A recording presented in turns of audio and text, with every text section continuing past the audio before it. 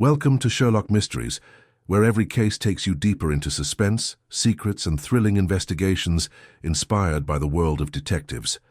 If you love solving puzzles and uncovering hidden truths, you're in the right place. Don't forget to subscribe, hit the like button, and tell us in the comments which part of the world you're watching from. We'd love to hear from you. Now, let's start the story. The sea mist had come inland again, turning the hedgerows of Cornwall's southern cliffs into misty green ghosts and casting a faint veil over the otherwise majestic lawn of Trenwith House. A gull called out sharply, as if startled, and then all was silent. Lady Willoughby had gone in exactly 5 minutes before it happened. Just enough time, the inspector subsequently said, for a cup of weak tea and a harsh remark about inheritance. She had left the sunroom's French doors ajar, and death had entered, silently, undetected, and efficiently. Mrs. Agnes Charteris, a local seamstress and companion hired to care for Lady Willoughby's stepdaughter, discovered the body and let out the first high broken scream. The maid heard it from the second-floor linen cupboard and dropped an armful of pressed napkins. Later, the entire household would remember the cry more vividly than the scene itself. The deceased lay face down on the sunroom floor, his right hand reaching for the French door's gleaming brass lock. His body appeared strangely distorted, as if he had stumbled in the middle of a stride or grasped for something just beyond of reach. The silver tray he was holding was overturned alongside him, and the china teacup shattered. Simon Willoughby was Lady Willoughby's late husband's only son from their first marriage, and just the day before he had returned from India, summoned by letter to attend to urgent matters concerning the estate. He had died. There were no wounds, no blood, only the unusual immobility of his limbs and the peculiar expression, half surprise, half pain, remained on his lovely sun-browned face. The local doctor, dispatched in a flurry of telegrams and motor-car wheels on gravel, diagnosed it as spontaneous heart failure. However, by evening, rumour had spread throughout the stone village of Trenwith-on-the-Sea that the Willoughby heir was poisoned. Inspector Meldon, a big guy with a perpetual frown and an unappealing moustache that resembled damp straw, was not inclined to agree.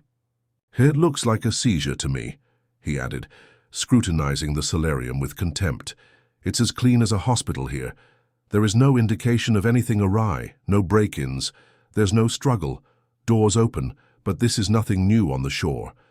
People leave them open half the time. Just sea air and pride." Lady Willoughby stood like a statue at the opposite end of the room. Her face was powdered, pale, and aristocratic. A widow twice over, she wore her grieving with perfection as if she had perfected it. "My stepson was robust," she remarked coldly, "robust to the point of vulgarity." "He did not just fall over." The inspector cleared his throat awkwardly. "That as it may, Lady Willoughby, we must await the full post-mortem report." "There will be no need," said a fresh and European voice from the entrance hall. A little man stepped gingerly into the sunroom, pausing only long enough to brush an imperceptible speck of dust from the lapel of his grey travel coat. He donned a hat too sophisticated for Cornwall and patent leather shoes that gleamed despite the gravel walkways outside. His moustache was beautifully waxed, and his eyes, bright, owl-like, and unerringly alert, swept the room once and fixed themselves onto the dead. "I regret, monsieur," he whispered softly to the inspector, "that the necessity is quite real. You will find your post-mortem enlightening, but I believe murder has already occurred here, and it has not yet walked away. Excuse me, sir, and you are—" The man offered a slight bow. "HerculePoirot." A pause. "Even in this rural corner of the country, the name is well known." Lady Willoughby's brow raised a fraction of an inch. "The detective." "But yes, formerly of the Belgian police, currently at private discretion." Poirot returned graciously to the dead, his voice laced with regret. "Isn't it sad when death interrupts tea time? I really enjoy tea." The inspector wasn't convinced yet. "I have received no orders to enlist an outside detective. This is a local affair, and it will remain so until the coroner declares otherwise." Poirot simply inclined his head unperturbed. "But of course, monsieur, I am not here in an official capacity. I am here because I received a letter, an anonymous letter, posted from Trenwith 3 days ago. It just said, "Come at once. A death will occur before Sunday, and it will not be by mistake."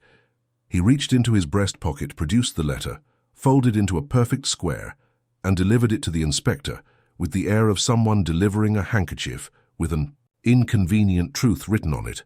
The inspector read it once, struggled, then read it again. Poirot turned to face Lady Willoughby.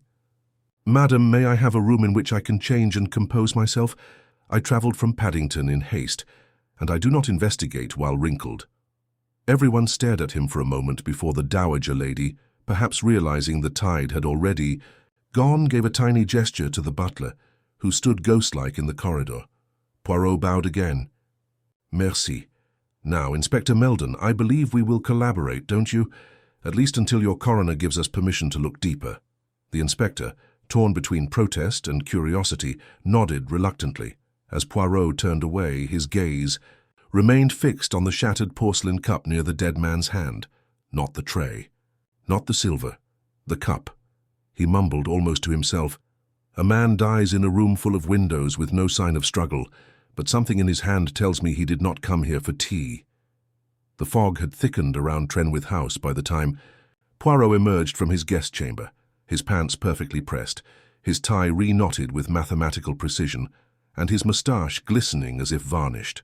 It moved like a living thing over the windows, muting the afternoon sun and obscuring the cliffside scene in a pale, shifting grey. He downed the stairs carefully, one hand lightly trailing on the polished banister and the other clutching a little notebook. He paused midway, looking up at a massive oil portrait of Lord Edmund Willoughby, the deceased patriarch created in the heavy style of the previous century. A proud man, ruddy and broad-shouldered in his regimental uniform, his gaze fixed somewhere in the middle distance, as if refusing to acknowledge the house's recent inheritance squabbles, let alone the corpse cooling on his sunroom carpeting. Poirot discovered Inspector Meldon in the drawing-room, seeking to extract coherent timelines from a cluster of concerned home guests and family members who, it seems, had found sudden and compelling cause to loiter near the drinks trolley. Lady Willoughby stood closest to the hearth, flanked by her solicitor, Mr. Giles Redmayne, a tall, spare man with a bloodless face and an attitude reminiscent of over-steeped tea, strong but unpleasant. Miss Beatrice Willoughby, Simon's half-sister from the second marriage, sat on the edge of a tufted armchair, her cheeks pallid and her eyes darkly ringed from lack of sleep or an excess of secrets. Her fingers twisted a silk handkerchief in endless spirals. A new figure leaned against the far window, a young man with untidy appeal, a mess of black curls, and a little misplaced collar. Poirot observed that he alone appeared detached from the drama unfolding around him, observing rather than participating.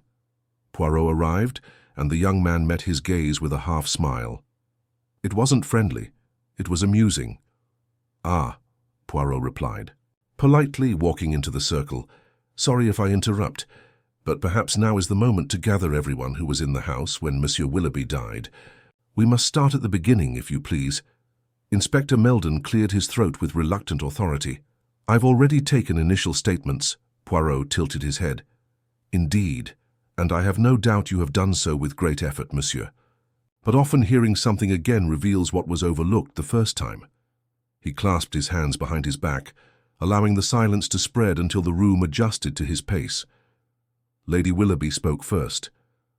"We were having breakfast when Simon mentioned that he would be reviewing the estate accounts in the sunroom later. He'd only been back in the country for 3 days, and he was already determined to question every decision I'd made since his father's death." Her voice was clipped, but her posture unyielding, the heels of her sensible shoes pulled hard together. "We didn't argue, Monsieur Poirot, we simply disagreed. Simon was volatile, but hardly delicate. Nobody expected him to die over a teacup." Poirot turned to face the solicitor. "Monsieur Redmayne, you were present as well." "I was," Redmayne answered with a closed-book tone. "Simon requested a meeting regarding the trust left by his father. It was set for this morning at 11 a.m., but he missed it. Understandable, given that he had already died. I saw him briefly immediately after breakfast. He seemed in good health and very cheerful. He had made several cryptic remarks regarding the adjustments he planned to make, but we did not have a long conversation. Poirot continued to study the man. "You are the executor of the late Lord Willoughby's estate." "I am," Redmayne responded calmly. "And you, mademoiselle?" Poirot asked, turning to Beatrice, whose pupils widened slightly beneath his straight look. "You saw your brother this morning?" She paused. "Yes, he entered the library around 10:30. I was sketching. He inquired about a book my father used to keep, his ledger, I believe. I told him I had not seen it in years. He did not remain long." Poirot's brow rose. "And his manner?" He appeared distracted, not angry but impatient, as if he knew exactly what he was looking for and only needed to confirm it. Poirot made a quick note in his book. "And did he find what he sought, do you know?" She shook her head silently. Poirot turned to the young man near the window. "And you, monsieur?" The young man straightened with languid enjoyment. "I'm Oliver Greaves, family friend, or perhaps a family parasite, depending on who you ask." Poirot grinned thinly. "And what were you doing at the time of the, collapse?" "I was out on the lawn," Oliver explained with a shrug. "Smoking, thinking, admiring the topiary. I'm told that is now considered suspicious behavior in this residence. Who can vouch for your presence outside?" "No one, I'm afraid." He appeared unfazed. But then who would plan a murder with nothing but fresh air and fog for cover? Rather inefficient. Poirot gave a little bow, as if to tuck the response away like a well-folded handkerchief. "What about the tea?" "Who brought it?" "The maid, Sylvia," said Lady Willoughby. As she does every day at noon, Poirot turned to face the corridor and gently called, "Mademoiselle Sylvia?" The maid was summoned with difficulty. She approached with obvious trepidation, clutching her apron. "You delivered the tea to the sunroom at midday, yes?" "Yes, sir." "And you prepared it?" "No, sir, cook did." "I just carried the tray." "Who else was in the kitchen?" "Only cook and me." Cook poured. "I placed the biscuits on the plate," Poirot asked, kindly. "Have you noticed anything strange about the tea set?"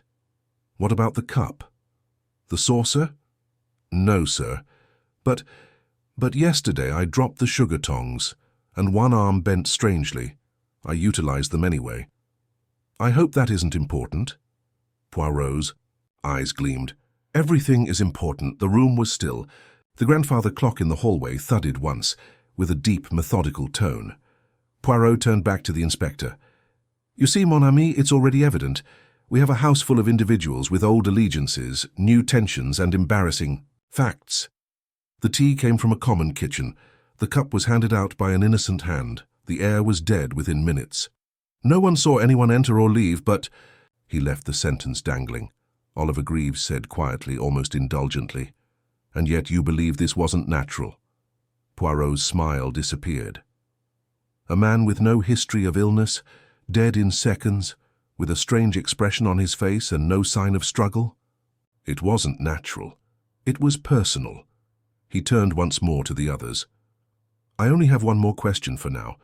Was anyone expecting someone else to arrive at Trenwith House today? Is there any unaccounted for visitors?" Beatrice gently said, "There was a letter. For Simon, it arrived yesterday. There's no return address. He read it and became quite still. Then he burned it in the library's grate." Poirot's gaze hardened. "And what did he say?"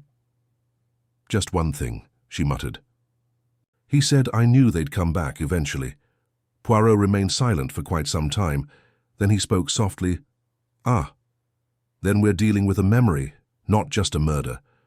Poirot remained quite still in the center of the drawing room, his eyes half closed, as if listening not to the people surrounding him, but to the echoes left behind. Those who knew him well would recognize his silent theater of thought posture. Guy had died, not violently, but certainly.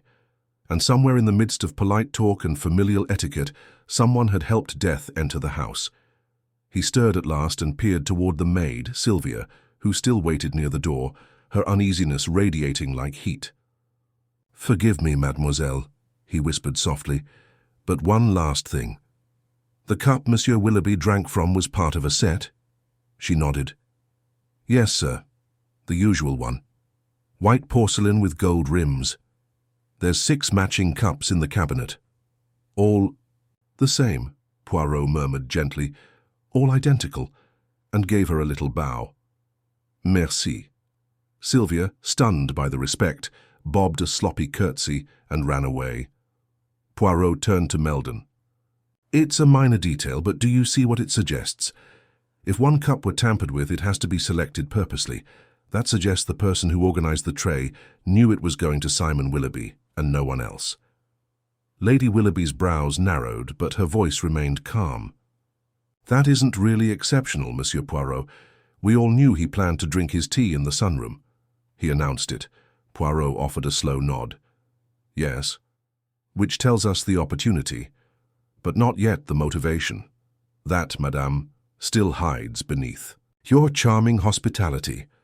With no additional words, Poirot excused himself and requested to be shown to the library. It was a huge room with towering windows draped in heavy green velvet and bookcases stacked like ordered trees along every wall. A big writing desk stood near the hearth, cleared but for a blotter and a bronze lamp with a green glass shade. The slight fragrance of charred paper lingered in the air near the fireplace. Poirot crouched and examined the grate, removing a delicate bit of burnt paper with his tweezers. It disintegrated at once. Hastings would call this a goose chase, he said quietly to himself. But Hastings, he sees too clearly. An object destroyed too quickly. It leaves a shape even when no material remains. On the floor beneath the hearthrug, his sight spotted a white shard peeking out just beneath the corner. He stooped again, retrieved it carefully, and examined it under the desk lamp. It was a torn corner of an envelope. No address, just a small, black smear where a postmark previously was. Poirot furrowed his brow. He slid the fragment into his notebook and made a mental note to investigate discreetly at the Hamlet post office. Someone sent a letter on purpose, and that objective had resulted in death. Later that afternoon, Poirot asked to see the kitchen. Mrs. Ballinger, the cook, was a thick-set woman with a thundercloud-like countenance and arms designed for kneading, dough or delivering discipline. She looked at Poirot with distrust and stood defensively by the kettle. "I've been cooking in this house for 23 years, she informed me. "I've never had an uneasy stomach under my roof. If you're thinking, I poisoned that tea, you'd best say so outright." Poirot smiled gently. "Madame, you misunderstand me. I simply want to see the rite and preparation, correct? What was used, where was it stored, and how was the tray put together? I admire routine. It shows a lot." With evident hesitation, she showed him the drawer containing the loose tea, the closet containing the china, and the silver tray for serving. Poirot noted everything without comment, then hesitated as she pointed to the sugar dish. "You use cubes?" he inquired. "Only for the family tray," Mrs. Ballinger answered. "Lady Willoughby prefers cubes, easier to measure." "And the tongs?" "They're here," she announced, producing them. Poirot took them gingerly with gloved fingers. The right arm was somewhat twisted, but the inside edge had a small peculiar trace that resembled a strip of residue. He sniffed and then studied the metal under a light. "A cleaner, perhaps?" he inquired. Mrs. Ballinger shrugged. "I polish the silver on Fridays."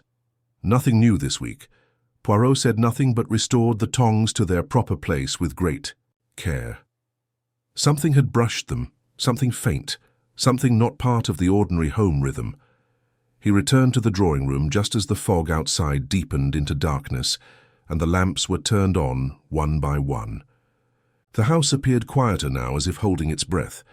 Poirot discovered Beatrice seated alone, a book in her lap, unread. "Mademoiselle," he replied gently. "Your brother. He returned home after many years abroad, n'est-ce pas? And yet his return was not festive." She looked up. Nobody knew how to welcome him. He was not expected until June, but he arrived 3 days ago, unannounced. Did he bring luggage? A single trunk with his briefcase. The trunk was left downstairs. He kept the case with him. Where is it now? Her lips separated, and then squeezed together. "I'm not sure. It was not with him in the sunroom." Poirot tilted his head. "Would you object, mademoiselle, if I examined your brother's quarters?" She hesitated briefly before shaking her head. "They are upstairs. The second door is on the left." "It is unlocked." Poirot climbed the stairs quietly and entered the room. It was modest and unadorned, with a large window overlooking the cliffs. A coat still hung over the back of a chair, and a pair of dirty walking shoes waited by the entrance. The briefcase rested on the desk, closed shut. He opened it cautiously. Inside were many letters, a leather notepad loaded with financial information, and a slim cloth-bound ledger with Lord Willoughby's initials stamped on the cover. Poirot opened it.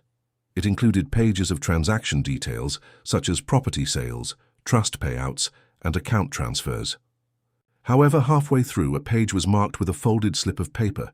It was a promise note, signed 10 years ago, from Lady Willoughby to Simon Willoughby, a loan for £10,000.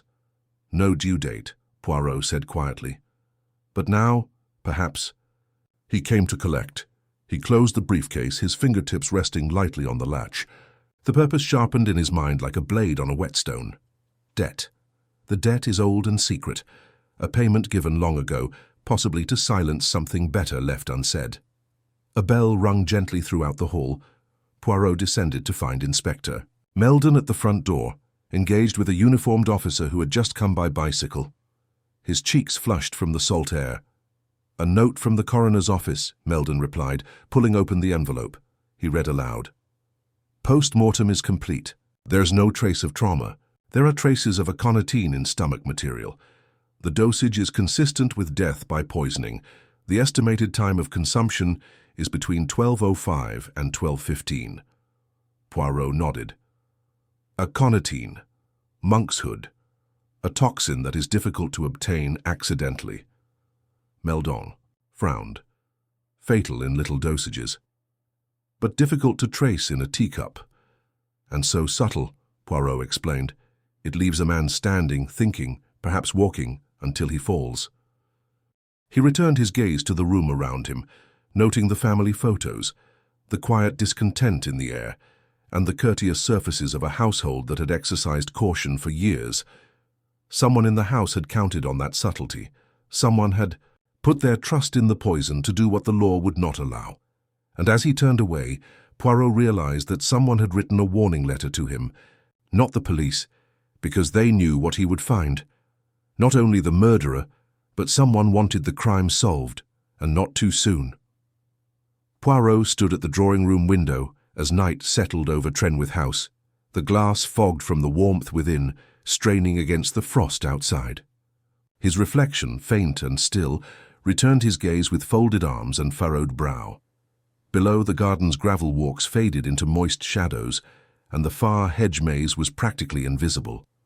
A dog barked once near the cliffs before going, silent. Behind him, the house murmur persisted, low murmurs in hallways, the muted clatter of cutlery from a supper that no one wanted to eat. Poirot returned to the room and was greeted by Inspector Meldon, who entered holding 2 folded sheets. The sea. Coroner's supplemental notes, Meldon stated without hesitation. He confirmed it. Aconitine toxicity. Traces were identified not only in the stomach contents, but also on the teacup rim, and oddly in a thin smear on the sugar tongs. "Ah," Poirot remarked softly. Then the bent arm of the tongs was more than just an imperfection. It was the point of transfer. He snatched the papers and skimmed them swiftly. Mon Dieu, what precision! The dose was modest, but it was exactly timed. The commencement of symptoms in minutes, but with just enough weight to suggest the tea has already been sipped in peace. Meldon's expression was dismal. "I have already interviewed the cook and maid again. They claim that no one interfered with the tea set after it was assembled." Poirot nodded. "I believe them." The poison was not introduced afterwards. It was there before the tray left the kitchen, placed by someone who knew Simon's habits well. Someone who relied on routine. He paused. "Inspector, I need to speak with Miss Willoughby again. In private." Beatrice was found in the music room, seated at the piano with the lid closed and her hands resting quietly on her lap. As Poirot entered, she gave him a slight smile. "I expected you," she explained. Poirot tilted his head. "Mademoiselle, may I ask a question of some delicacy?" "You may," she said, "but I reserve the right not to answer."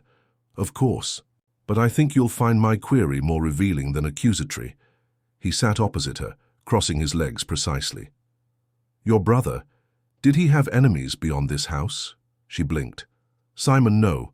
He was irritable and haughty, but not unkind." Not the type of man to incite murder. So, Poirot inquired gently, why did he receive a letter that scared him? Beatrice looked away. He didn't say he was frightened. No, Poirot agreed, but you claimed he burned the letter. A man does not damage what is harmless. She remained silent for a bit before saying, I believe it was from someone from India, someone from his past. He mentioned Calcutta once, years ago. There was a scandal, but he never revealed any information, only that it involves someone becoming wrecked. Was he blackmailed? I don't know, but he had secrets. Beatrice nodded slowly. Everyone here does. Poirot took a minute of quiet before proceeding. There's something else. The book your brother carried, your father's accounts, contained a loan note. Lady Willoughby paid Simon £10,000. It was not reimbursed. She paled somewhat. I didn't know. Maybe not. But Simon came here to make a claim, not just a visit. His presence was disruptive, expected, but not welcome. He wasn't welcomed because he wanted to change everything, she replied gently. Lady Willoughby has maintained the estate since father's death. She manages the workforce, the accounts, and everything. Simon was going to challenge her authority. He said it openly. He desired control. She saw it as an attack. Poirot leaned forwards. And you? Did you greet him? Beatrice's voice lowered to a whisper. He was my half-brother, but we were strangers. He has only written twice in the last 6 years. His return felt like a storm. Poirot stood slowly. Thank you, mademoiselle. I believe you have been truthful, and I promise you this. I will discover the guy who turned your brother's tea into a tomb. As he exited the room, he saw Oliver Greaves standing just outside the doorway, hands in his pockets, demeanor as nonchalant as usual. She's a good liar when she wants to be, Oliver commented casually. Poirot turned. And you, monsieur? Are you a good liar? Oliver smiled.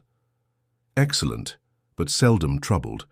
Truth tends to sting more elegantly. Poirot studied him. You were close to the family. I've been here since I was 17, he said. Lady Willoughby paid for my education. I come from a broken family. My mother was supposed to marry Lord Willoughby. Didn't work out. She died before I could finish school. Lady Willoughby took pity. And Simon's return, did you see it as a threat to your place here? Oliver smiled wider. Ah, there it is. The true question. No, monsieur. Oh. I have no claim to this house and do not desire one. But Simon wanted to dismantle everything. He believed the entire establishment was predicated on debt and falsehood. And was he wrong? I suppose you'll find out. That night, Poirot sat at his writing desk, neatly arranging his notes. The poison had been introduced via the sugar tongs. Only the cook and maid had access to them before noon. However, neither had the motivation nor the opportunity to pick Simon's cup with such precision. This implied that the act had been planned ahead of time, with the cup placed in a location from where it would be selected by routine. Perhaps it was tampered with in the cabinet, waiting innocently among the others. Poirot sketched a little diagram of 6 cups in a row. Simon's seat was consistent, and his tray was always assembled from left to right. The poisoned cup had been prearranged by someone who anticipated routine to complete their tasks for them. He set the pencil down. Only one person had spoken of routine with pride. Only one individual had not asked how Simon died. Lady Willoughby. He rose and took a stealthy step out into the corridor. The house was quiet and dimly lighted, and the hallway rugs muted his footsteps. He returned to the library, drawn by symmetry rather than instinct. He was certain that the crime began here. Inside, he moved to the bookcases along the eastern wall. He had seen it before, a little anomaly in the spacing of the books. A single volume moved further back than its neighbors. He reached for it.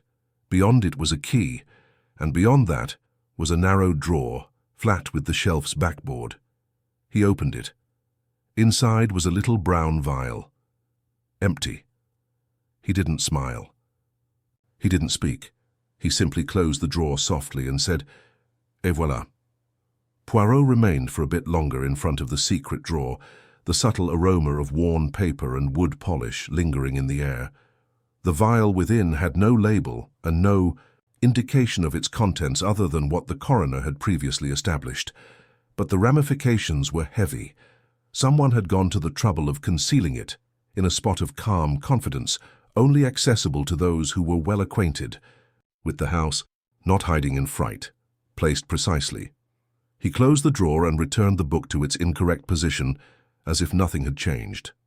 Then he slowly crossed to the hearth, where he had discovered the scorched remains of the mysterious letter, just hours before. There was something lyrical about how both the letter and the poison had left their mark here, one reduced to ashes, the other to an empty glass shell. When Poirot returned to his room, he did not fall asleep. He sat at the small writing desk, the notebook open and the pen poised like a conductor's baton. He had always felt that murder was orchestrated in a rhythm. First, there is the silent motive, which is often unspoken and old. Then the opportunity was calculated and measured. Then comes the act itself, shrouded in habit and stillness.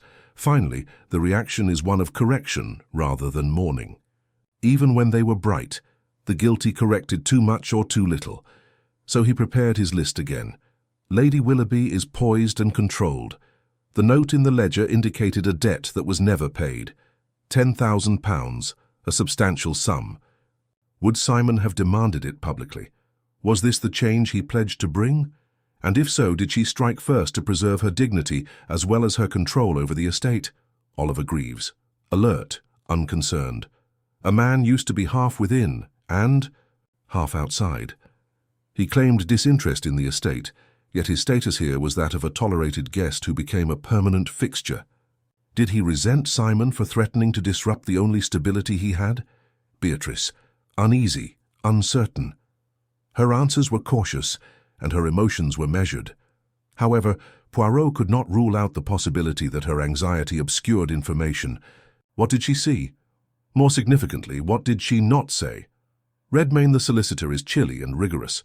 He had access to every aspect of the estate and a professional interest in its operations. Simon's reappearance may have disrupted legal arrangements that are not simply explained.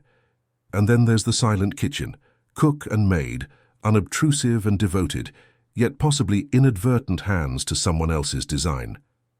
The next morning dawned, bright and clear, the fog blasted away by a sun that exposed too much.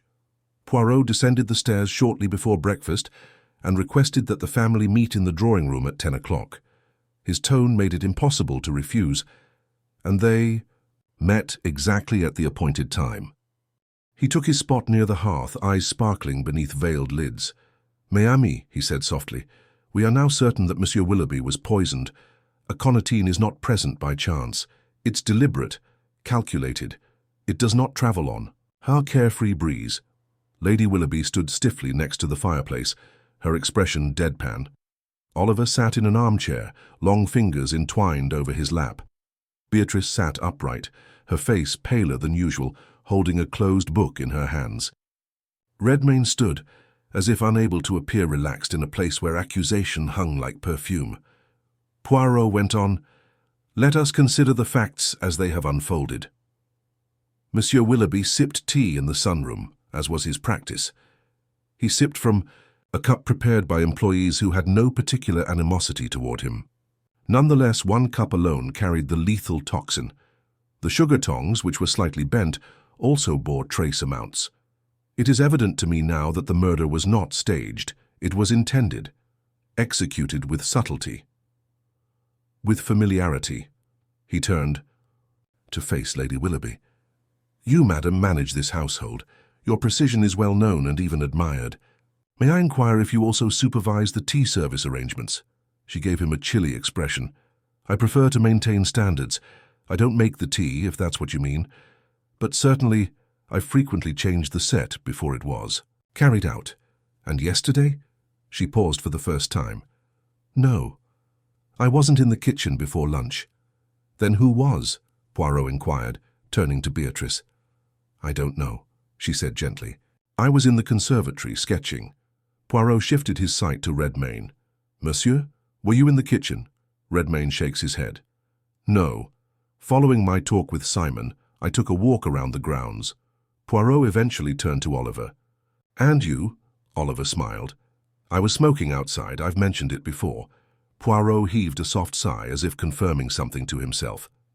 Then we must assume, unless proven otherwise, that the tray was untouched between the moment it left the kitchen and the moment it reached the sunroom. He moved forward slightly. However, I no longer believe the poison was placed on the tray that morning. No, it was done before softly, cleverly. The cup was prepared ahead of time and returned to the cabinet, indistinguishable from its sisters. The poison dried, possibly dusted inside the rim where a hand would not reach, but a lip would. A wave of unease swept through the room. Poirot lowered his voice. Only one thing could ensure that cup got to Simon. The routine, the order of preparation. Someone knew the maid would start from the left and take the first, second, and third. Cups in the same order. Someone counted on that. It wasn't the maid who brought death. It was the person who knew precisely how she would deliver. He turned his full attention to Lady Willoughby. You, madam, who prioritizes order above anything, who corrected a maid for crooked spoons, who ensured Simon would drink alone, uninterrupted. She didn't move. Poirot's voice softened. Madame, I found the empty vial. In the library behind a drawer that was purposefully hidden. I assume that was your hiding place. I suspect you placed the cup there earlier in the week when Sylvia cleaned the cabinet and you assisted. You informed no one. And when Simon announced that he would take tea alone, when he disobeyed you in front of the solicitor, you did not object, because you had already planned the ending. She still did not speak. Poirot moved one step closer. You feared humiliation. The loan you gave him, the one he might have made public, was not about money, it was about silence. Madame, what did he threaten to reveal? Was it not about the estate, but about you? Lady Willoughby finally exhaled slowly, as if releasing something that had been trapped inside her ribcage for too many days. He said he would tell Beatrice everything, she explained, her voice faint and distant, that I had paid him to leave England 10 years earlier. He concealed the entanglements of his first marriage, that Lord Willoughby had fathered a kid before Simon, and that it had been kept quiet, that the money Simon requested was not a loan, it was hush money disguised as payback. Poirot's voice was hardly audible. And the child? Gone. Death in infancy. However, it would still have left stains on everything. Beatrice's name, the trust, the family's dignity. And so, Poirot remarked gently, you stained a cup instead. Lady Willoughby's hands tensed at her sides. I was tired of silence being a currency, she said softly. Simon traded in it like it was gold. Poirot gave a slight bow of his head. And so you spent it once more to buy peace. The room held its breath. Poirot turned to face Inspector Meldon, who had entered moments before and was now standing just inside the doorway. The man's face was gloomy but not surprised. Do what you must, Lady Willoughby replied calmly to him, but let's not be dramatic. She straightened, lifted her chin, and walked out of the room without another word. Poirot remained motionless. For long moments he just said, it's always the order she wants, but sometimes it is in disarray that truth lives. Poirot lingered in the drawing room, long after Lady Willoughby's form had vanished through the doorway, her footsteps silent on the thick corridor carpet. The aura she left behind was brittle, like porcelain that could fracture with a whisper. The others were yet to speak. Redmayne fixed his focus on the fireplace tiles, unblinking. Beatrice sat unmoving, her knuckles whitening against the chair's arms. Oliver Greaves, for once, didn't smile.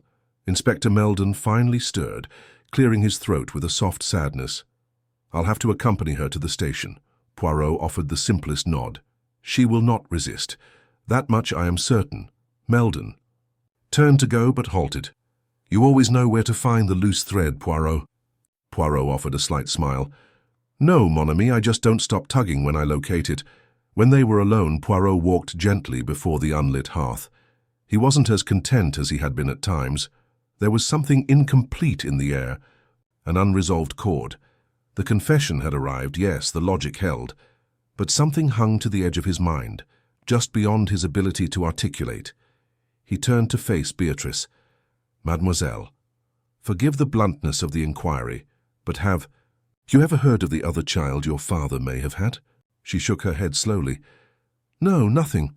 My father wasn't warm, but I never expected secrets like that. Poirot observed her. What would it mean to you if such a child existed and died? Legally? Redmayne responded before she could. Nothing. If the child died in infancy and no recognition was established, it would make no difference. The estate passed legally, but public perception is another story. Ah, sure, Poirot whispered. The façade, the greatest English concern. One must look good even when everything else is wrong. Beatrice's voice sounded flat. But it's over, isn't it? She confessed. It was her. Poirot looked at her for a time. Perhaps it's over. However, the matter has not been concluded. He approached the window, peering out into the beautiful sunlight. The sea had reverted to its colourless shimmer, deceptively calm. Poirot's thoughts did not end with the confession. They returned to the letter, the one Simon had received and destroyed. He could still hear Beatrice's voice.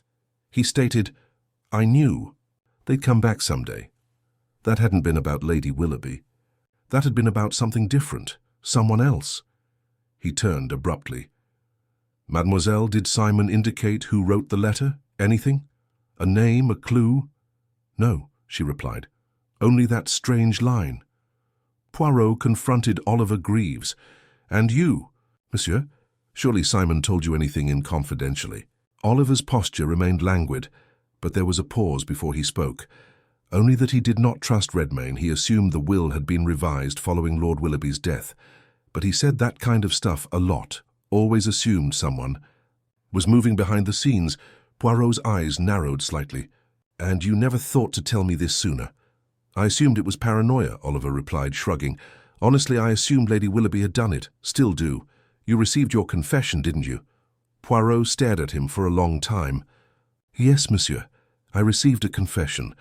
But one does not play the violin during intermission. He turned on his heel and rushed out of the room, quickly making his way down the corridor to the library. The drawer where the vial was hidden remained exactly as he had left it. There is no sign of unrest. That is what he had expected. What bothered him now was the purpose. Lady Willoughby's confession had been accurate and logical. However, it lacked emotion. Not grief, no, that was irrelevant. It lacked urgency. It had been offered too cleanly and readily. It hadn't unravelled. It had been set out. Poirot remained immobile for several minutes, as if looking for something within the silence itself. Then he returned to the writing desk. Simon's briefcase had been removed by the authorities, but the desk itself had not yet been disturbed. He thoroughly searched it, opening each drawer. Supplies include receipts, writing paper and ink, and then nestled beneath the blotter, a sheet of ripped ledger entries in Simon's handwriting. At the bottom of his meticulous print, Redmayne threatened to expose the India matter unless I agreed to delay the challenge. Poirot's fingers tightened around the paper. The India issue, the destroyed party, something that had forced Simon into exile, financed by a £10,000 debt. Blackmail after blackmail. But why would Redmayne, a solicitor, risk exposure, unless he had something to lose? He exited the room quickly and proceeded to Meldon's makeshift office at the back of the home, where the inspector was preparing statements. Inspector, Poirot continued swiftly, I must ask you to delay Lady Willoughby's transfer, and summon Mr. Redmayne now. Meldon looked up sharply. On what grounds? Poirot held up the paper. On the grounds that a confession may not always be an admission of guilt. Redmayne arrived a few minutes later, furious yet composed. Poirot gestured to the page. You know of this, monsieur? Redmayne looked at it and said nothing. I think you... Do I believe Simon was aware that you had altered legal documents, perhaps not the will itself, but adjacent documents, to benefit you if Lady Willoughby lost control of the estate? I think he threatened you with exposure. And I believe you wrote the letter that brought him here early, in the hopes of managing him privately. However, he refused to give in. Redmayne gave a little smile. Clever, Poirot. However, he has died. And you have already made a confession. Poirot's voice hardened. Yes, A confession made by a lady desperate to keep the one thing she valued: order. Her household, her family name. But you saw an opportunity in desperation. You could see she had a motivation. You took full advantage of the situation, and when the poisoned cup performed its job, you said nothing, because guilt was already present elsewhere. Redmayne's smile disappeared. I found the drawer, Poirot explained softly, but not the key. That was left in a book. I suppose you placed a book there, because it would be discovered conveniently after Lady Willoughby had been charged. Redmayne stayed mute. Poirot moved closer. I think you planted the poison. I feel you misled a woman already dealing with a scandal. And when she realized what had happened, when she saw where the suspicion was pointed, she did nothing to correct it. She confirmed it. Because some lies are more effective at preserving peace than the truth. Redmayne's hands remained steady, but his jaw tensed. Meldon stood slowly. You understand the weight of these allegations. Redmayne said nothing. Poirot sighed. Silence again. The true currency of Trenwith House. Then Beatrice appeared at the doorway. She had followed, undetected. She had overheard everything. Her voice trembled, not with fear, but something deeper. You did it? She asked Redmayne. All of it. Still, he did not respond. Poirot turned. Yes, he did, and Lady Willoughby let the falsehood to settle, to protect you, to prevent the scandal from returning. Perhaps she felt it was her fault in some manner. But she didn't kill him. Beatrice's face gradually transformed, revealing something bitter and sorrowful. She did not want us to know what happened in India. She thought hiding it would keep me safe. Poirot spoke lightly, and perhaps she was correct, but by protecting the past she let the future rot. Beatrice took one look at Redmayne before turning and walking away without saying anything else. Poirot didn't follow. He'd seen enough. Outside, the sea air had become crisp again. A gull called from above. The illusion of order had shattered, but the reality at last had been exposed naked. For Hercule Poirot, that was justice. Not neat, not elegant, but true. The silence that followed Beatrice's departure was thick, but Poirot did not break it. He stood with his hands behind his back, staring out the narrow window of the study, while Redmayne sat motionless, as if waiting for an official word that would never arrive. Inspector Meldon, who had carefully recorded Poirot's statements, finally set down his pencil. We'll take him in now, he added calmly, on suspicion. Redmayne offered no protest, not even a final self-justification denial. He merely adjusted his cuffs, and allowed himself to be led out of the room with the same clinical precision with which he had previously managed Lord Willoughby's affairs. Poirot did not watch him leave. Instead, he lingered at the window, his thoughts turning inward. The crime's symmetry had been disrupted and reconstructed into something darker and sadder. The truth had emerged not from a single unwinding thread, but from the interconnecting motives of individuals who had chosen silence over confession, preservation over justice. Lady Willoughby's false confession, while erroneous, was motivated by a wish to protect Beatrice from disgrace, rather than dodge responsibility. And Simon, whose reappearance had carried such menace and weight, had not only imperiled their peace, he also held inside him the knowledge of ancient contracts, debts, and betrayals that should be left alone. He had forced a reckoning, and they paid the price. Poirot softly exited the study and returned to the grand hall, where light streamed in through high windows and the perfume of lilies from a forgotten arrangement blended with the slight salt of the sea. The family had dispersed, some to places of introspection, some to hollow rituals of recuperation. Beatrice was nowhere in sight. He spotted her an hour later in the south garden, sitting on a low stone bench under the shade of an ancient willow. The shadows fell in long strokes across the grass, and the air became cooler as the sun began its slow drop. She didn't glance up as he approached, but spoke gently, as if continuing a discussion that had started long before. She thought I couldn't bear the shame. Poirot said nothing and merely took a seat near her. She thought, Beatrice said, that I should believe in the house, within the family. If I discovered the truth about father, the child, and Simon, I would be broken. Was she wrong? Poirot asked kindly. Beatrice took a long breath. She wasn't wrong to believe it would hurt. But she was mistaken to believe I couldn't stand it. I am not frail. I'm tired of being kept in the dark. Poirot nodded slowly. Isn't there something nasty about that protection? Being enveloped in ignorance is not necessarily a blessing. Often it is a mask. She didn't poison him, Beatrice stated, her voice firm, but she did not stop it either. That is what haunts me, that she took blame, not for herself. For me. Poirot turned to face her. And yet, mademoiselle, it is not your responsibility to bear her burden, not his. You are not a product of their decisions. You are the heir not of scandal, but of truth, no matter how late it arrives. She gave him a sideways glance. What happens now? To the estate? Poirot folded his hands. The legal issues will work themselves out in time. Redmayne will answer to the law, and Lady Willoughby, if not charged, will still confront a long shadow. But you, mademoiselle, must decide what to preserve, what to toss that is truly your inheritance. Beatrice was quiet for a bit before asking, "Will you stay for supper?" Poirot smiled weakly. "Alas, no. I'm scheduled to leave St. Austell at 6:40. I have a reservation and a delicious custard dessert waiting for me at my London club." She smiled. For the first time. "You never forget the details, do you?" "Non, mademoiselle. The details are everything." Back inside the house, Poirot gathered his belongings deliberately, following a ritualistic rather than necessity-driven routine.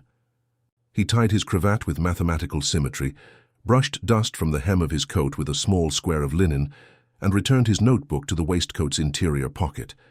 His hat, gloves, and valise were neatly arranged by the door. As he climbed the grand staircase for the final time, Oliver Greaves emerged from the drawing-room and regarded him with the same strange expression, wry, disconnected, and faintly inquisitive. "You really don't miss anything," Oliver explained. Poirot tilted his head. "You do not necessarily have to shout to be heard, monsieur. A whisper can sometimes travel a long distance." Oliver hesitated before saying, "You were correct about everything. Except for one thing." "Oh?" Oliver caught his gaze. "You believe the house will recover? It won't. The rot was in the foundation. Beatrice may not realize it yet, but she's standing on a sinking floor." Poirot regarded him evenly. "Perhaps, or perhaps she will be the one to build new walls.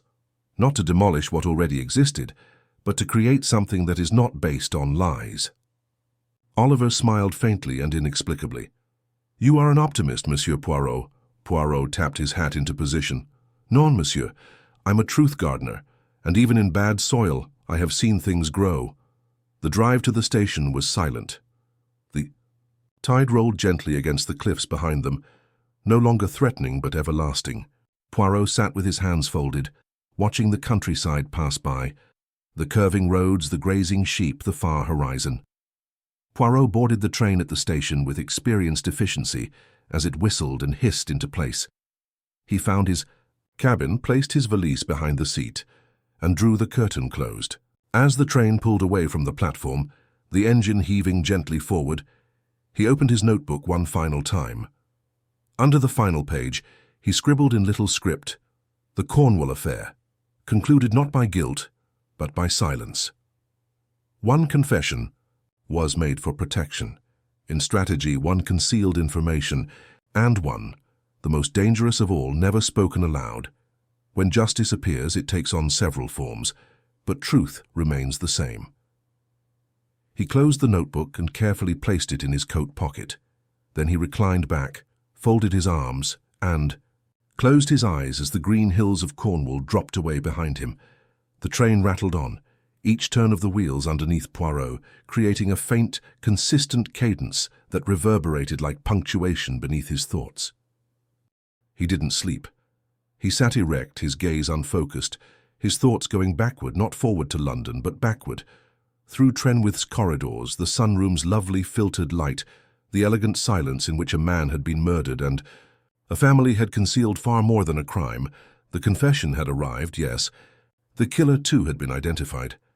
But there were still unresolved threads in Poirot's mind, not of guilt, but of intent, and something far subtler, something that had strayed just outside the scope of the research, not quite motivated, not exactly an opportunity, but presence. He pulled for his notebook again, this time to review rather than write. Beneath the final summary, beneath his notes on Redmayne's hiding of Simon's letter and Lady Willoughby's resolve to bear the responsibility, he wrote a query the night before. What does Oliver know, and why does he speak only in riddles? The thought reappeared, more forceful than before. Oliver Greaves had hovered throughout the event, like a spectator with better seats than everyone else. He had made no claims, provided no alibi, and demonstrated no concern. He had not lied, but he had not delivered the truth either. He had a kind of trained remoteness. It was not guilt that disturbed Poirot. It was knowledge. That serene, unconcerned knowledge. The train lurched gently, and Poirot blinked to refocus. The coastline gave way to agriculture. The light softened. Even so, the sense lingered. The final act had concluded, the curtain had fallen, but someone had remained in the wings for too long. He made a decision then. He went for his valise, took out a sheet of delicate cream paper, and began to write neatly and accurately. Mademoiselle, there is one final question that I did not ask in Trenwith, because I was afraid of hearing the answer loudly in that setting. You previously informed me that Simon burned the letter he got, but you also mentioned he went still while reading it. He said, I knew they'd come back. I'm asking you now, not as a witness, but as someone who knew him best in those final days, was Simon terrified of anyone in that house? Or had he seen something, someone, that rekindled an old fear? If you remember even one detail that appeared out of place, please write to me. I suspect the reality may not be as quiet as we had planned. H.P. He signed it with a flourish, folded it crisply, and addressed it to Beatrice Willoughby at Trenwith House.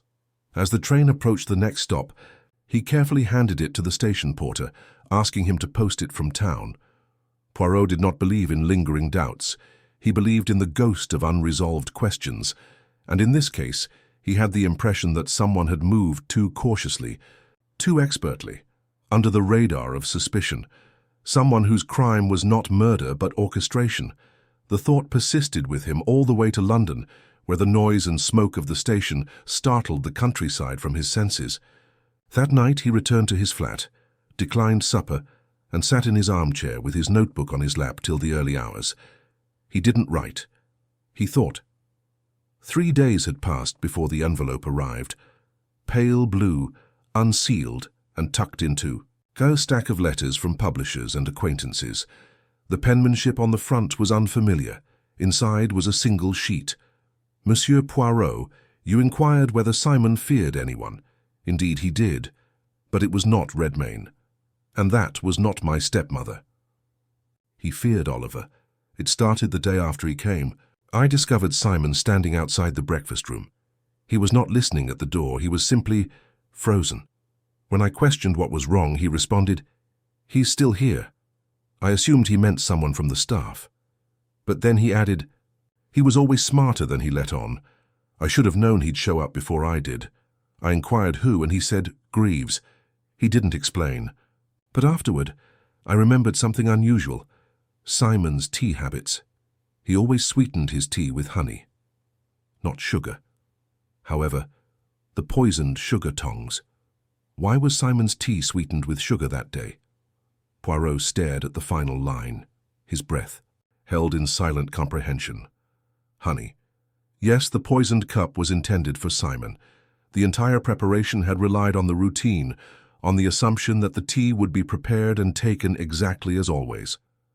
If Simon only switched to sugar that day, who made the decision, or worse, who insisted on it? Poirot got up from his chair and walked to the window.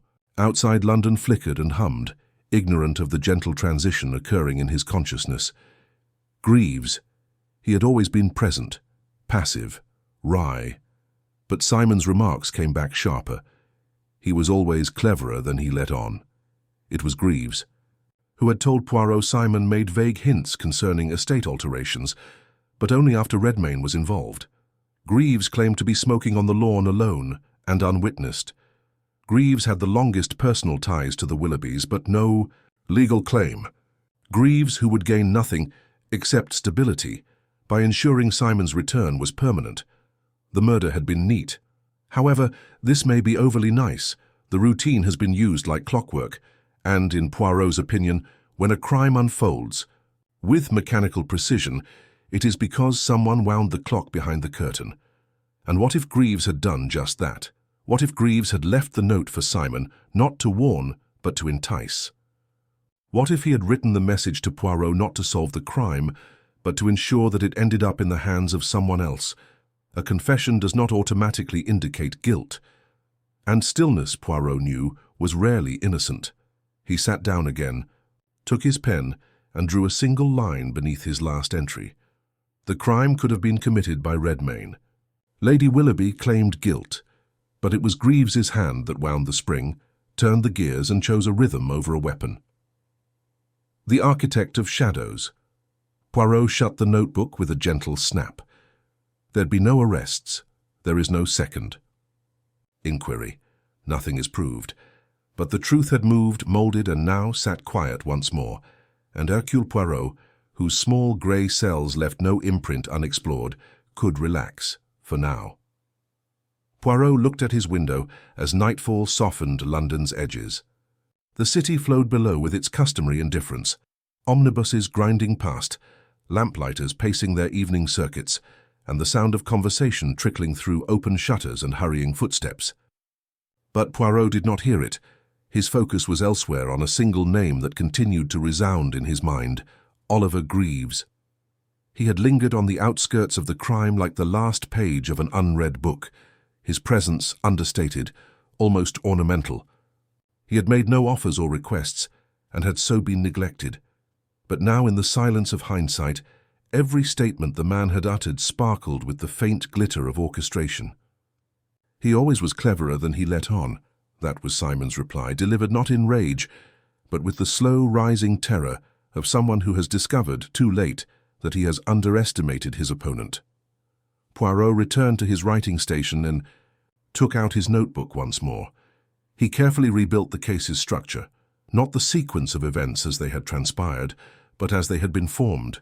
Each detail is now evaluated through a different lens, not how the murder occurred, but how the narrative was formed. Greaves had a motive, not in the traditional sense, but in the psychological one. He'd been living at Trenwith House for years in a liminal area, neither guest nor servant, family nor outsider. His modest, permanent function made him easy to miss. Simon's return, however, threatened the balance. Not only would he seize control of the estate, but he would sweep through it like a disruptive force, rewriting all previous allegiances. Greaves feared erasure, not inheritance. That, Poirot understood, could motivate a man to act precisely, to identify a pattern rather than a weapon, not an accomplice but a scapegoat. Greaves had done exactly what a truly dangerous mind would do, stepped back and built a crime like a novel, with characters meticulously allocated. Lady Willoughby, so wrapped in propriety, had been the ideal topic. She was burdened with a long-held secret, threatened by Simon's return and willing to go to any length to keep Beatrice safe. Greaves had relied on her silence. He may have even nudged her in that direction. However, the poisoned cup necessitated manual intervention, not only planning, but doing action. Poirot closed the book and rose up, his motions more rapid. It wasn't enough to raise suspicions. He needed proof, or failing that, revelation, not for the legislation but for the heart of the matter. The last breath of truth. He dressed carefully, his tie folded twice and pinned with a pearl. His shoes shined and gloved, and by morning he was on the 9:15 to Truro, going for the seaside once more. When he arrived at Trenwith House, the grounds were even quieter than usual. The hedges had grown slightly wild around the edges, and the gravel path bore the crisp stamp of disuse. The butler ushered him in, his face marked by something other than age, perhaps exhaustion. Beatrice was in the drawing-room, seated in front of a scarcely lit fire, her eyes darting with silent astonishment at seeing him. "You've come back," she remarked, standing up. Poirot bowed. "Forgive me, mademoiselle, I do not return without a purpose. She motioned for him to sit, which he did. "I received your letter," she explained, "and I've been thinking about it constantly. There is something I did not tell you. I'm not sure if this matters, but the night before Simon died, I heard voices in the hallway. Low voices. One of them was Simon. The others," she paused. Poirot waited. "The other was Oliver." "Go on." They weren't arguing directly, but Simon's tone was harsh.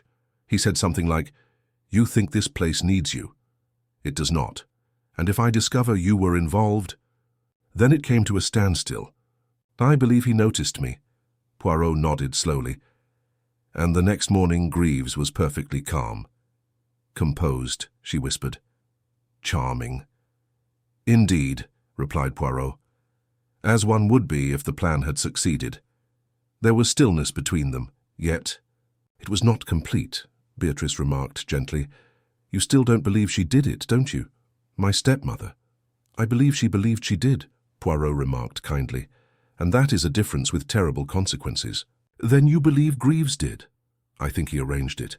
Not with his hands, but with his thoughts. The most dangerous murderers are those who act with detachment rather than out of rage. He utilized every instrument at his disposal, Lady Willoughby's. Shame, Redmayne's avarice, Simon's arrogance, even the maid's routine. All moving elements of a system built not only to kill, but to kill convincingly." Beatrice stood there, her countenance unreadable. "But there is no proof. There is no poison in his possession. No fingerprints, no," Poirot replied, standing. "But there's one more card to play. Can I speak with him?" She hesitated and then nodded. "He still stays in the West Wing. He never left." Poirot crossed the corridor and silently up the stairway. He discovered Greaves alone in the library, sitting in the same armchair where Poirot had previously examined Simon's ledger. He held a book in his hands, closed. He looked up with no surprise. "I thought you might return," he said. Poirot didn't sit. "You are not a man easily startled, monsieur." "I've never seen the use of panic," Greaves said calmly. "It rarely solves anything." "Indeed," Poirot muttered. "But sometimes it reveals something that calm conceals." Greaves tilted his head. "And what precisely do you hope to reveal now?" Poirot moved to the hearth and turned. The poison was administered using sugar tongs, but Simon took the honey. Until that day. Greaves said nothing. Poirot stepped forwards. "You brought up the idea of estate adjustments. You indicated that Redmayne had a motive. You always spoke last so that everyone else's voice could be heard more clearly." "Are those accusations?" Greaves inquired mildly. "They are acknowledgements," Poirot said. "That you never lie, but you never revealed the truth until it was safe." Greaves' gaze remained level. "And what do you want me to say, Monsieur Poirot?" "Is it true that I killed him? That I poisoned a teacup?" Poirot shakes his head. "No. You accomplished something cleverer.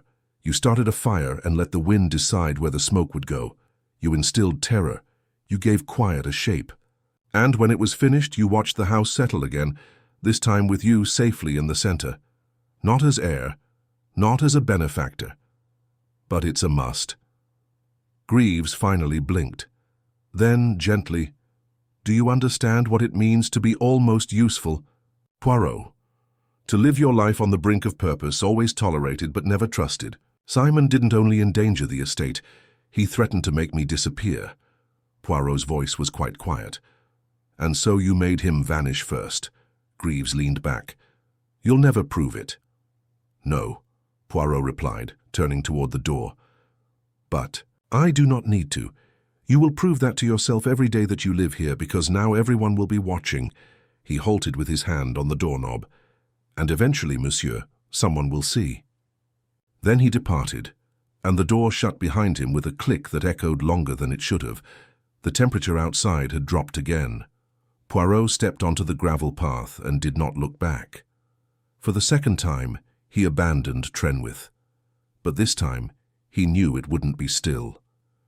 The truth had been named, not yelled or arrested, but disclosed. For Hercule Poirot, that was enough. The road away from Trenwith curled through deep hedgerows and past moorland scrub, which was burnished gold by the late light. Poirot sat silently, in the back seat of the hired car, his hands folded neatly over his gloves. his gaze fixed not on the passing landscape, but on the space between moments, the fine line between what had been said and what had not. That was where the truth existed now, quiet and unhurried, like a figure who had taken a final step from the stage, leaving only the echo of footsteps behind. In the library, Oliver Greaves had said nothing to confess or deny. That was his genius. He had never acted in haste or crossed the line between influence and action, but it wasn't innocence that had kept him calm. It was the perfect balance of someone who has long lived a life of invisibility. No proof would ever be discovered.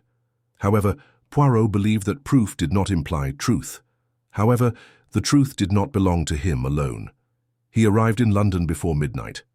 His flat at Whitehaven Mansions was chilly and quiet, with the lamps left low enough to provide a warm welcome. A telegram was slipped beneath the blotter on the table near the door. Poirot read it in the light of a solitary bulb, its substance, concise but careful. "Thank you for returning. I guess I understand better now. If silence was used as a weapon, then perhaps today I will use my voice instead. I'll start with the solicitor. He resigned. The rest may take longer." He put the message down and nodded to himself. The first seed of justice had been planted, not through the courts, but through transparency. Beatrice Willoughby had grown, up in a house built on whispers, where every truth was delivered too late or too softly. She would now set the tempo herself. For the next week, Poirot did not mention the case again. He declined Chief Inspector Japp's dinner invitation and a minor social commission, citing the necessity to repot his orchids. He was only seen once, at his club, eating a quietly triumphant soufflé in silence. A letter from Lady Willoughby, sent not from prison but from a private sanatorium in Surrey, drew him back to the centre of it all. The envelope was made on beautiful ivory stock, and her hand was obviously elegant but slightly slower. "Dear Monsieur Poirot, I am not writing to defend myself. I did not commit a murder, and I am not pretending differently. But I let it happen. I let myself believe that the problem had resolved itself. A poor option, a cowardly person. But in that moment I saw Beatrice's future in jeopardy, and I acted on my emotions rather than my conscience. You may not understand this. You're too exact, too simply. But I thought you should know. Oliver paid me a visit yesterday. He came to convince me that he would watch after Trenwith, that Beatrice would receive the stability she required. I thanked him. Nonetheless, I observed as he poured the drink. His hands were quite steady. Too steady. I suppose you were correct. I believe he perpetrated a crime that no one could touch. But I'm wondering if silence is how he triumphs, and if silence is also what will bring him down. That kind of quiet does not continue forever. Even quiet men cause waves when they wade too deeply. Thank you for your politeness and your subtle ruthlessness. There are fewer men in the world who have such clean hearts.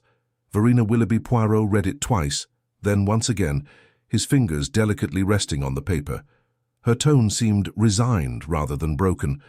A woman unaccustomed to second chances, who perhaps realized that her first decisions had influenced more than just her household.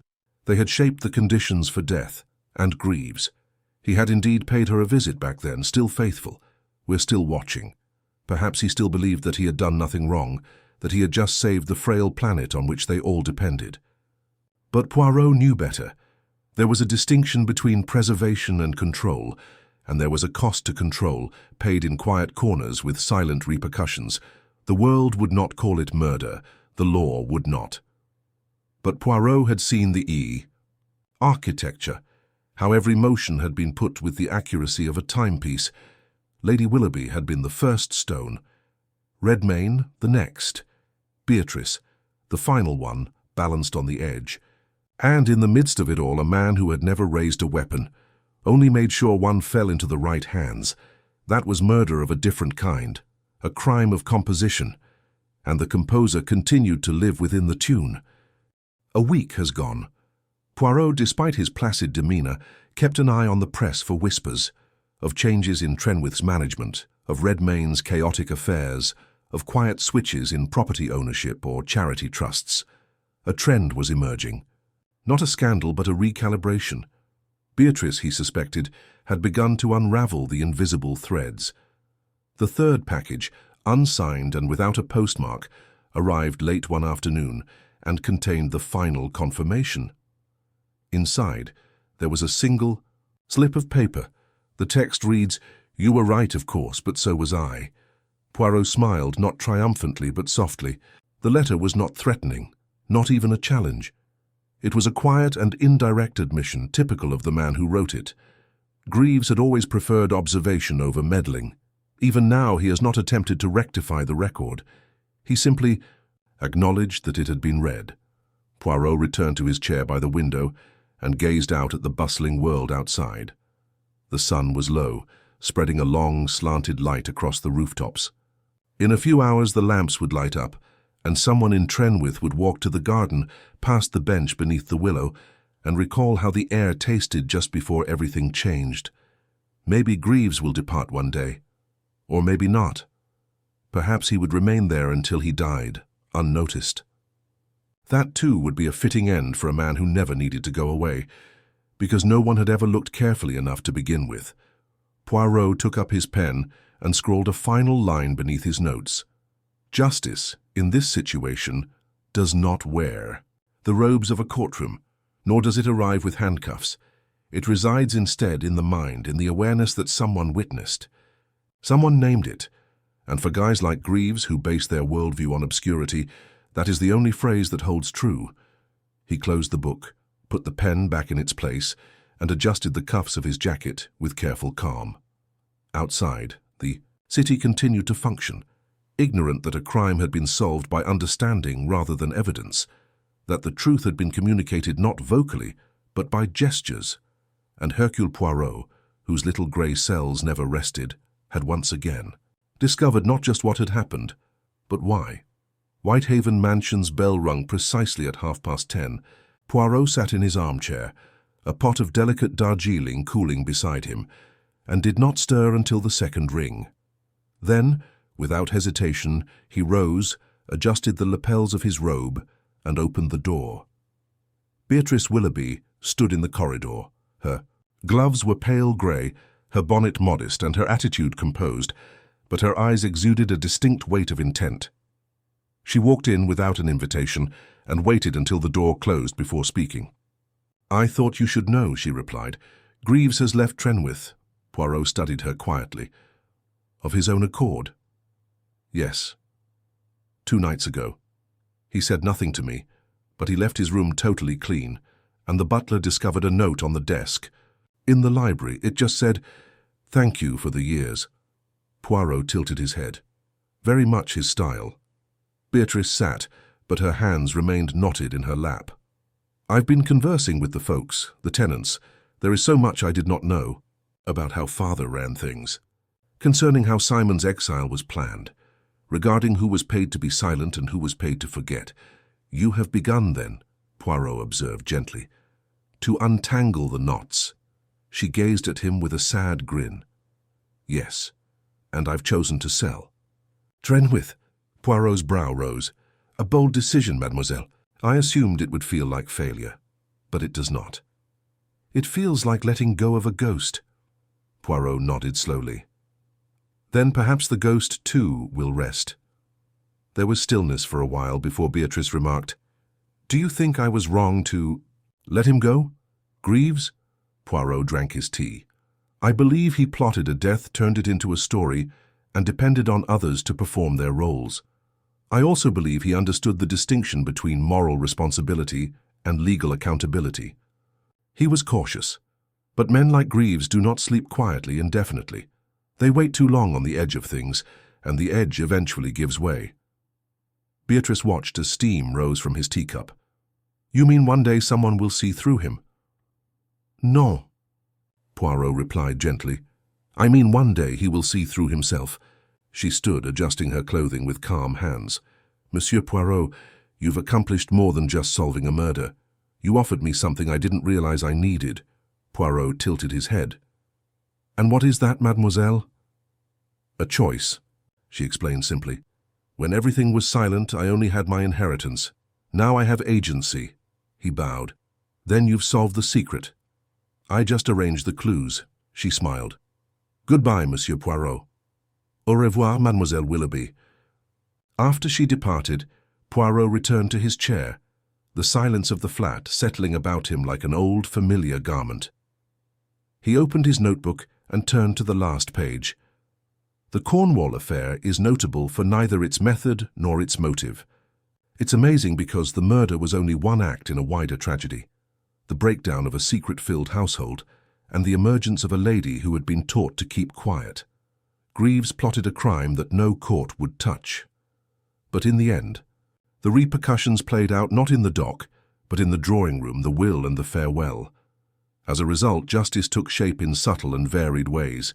In the end, as always, the small grey cells win.